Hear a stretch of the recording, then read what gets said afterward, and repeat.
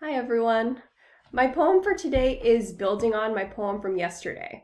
And it's written by actually a different poet. His name is Clint Smith, and it's from this collection here called Counting Descent.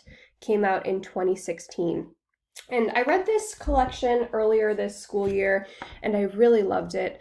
I first learned about Clint Smith actually from that Harvard Extension poetry class that I've been taking. I think I first learned about him in last year's, and then he's come back in this one I'm taking this year.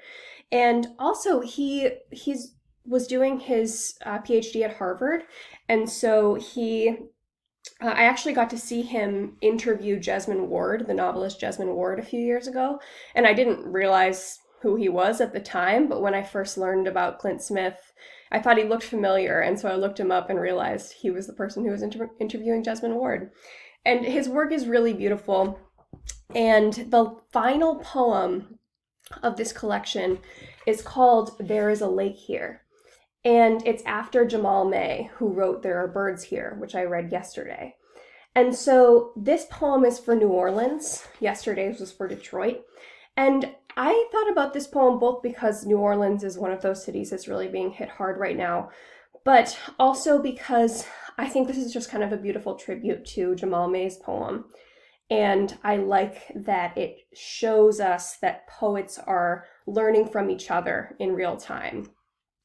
And so I think this poem is messing with our expectations that when we think of New Orleans, we think of Hurricane Katrina or we think of natural disasters.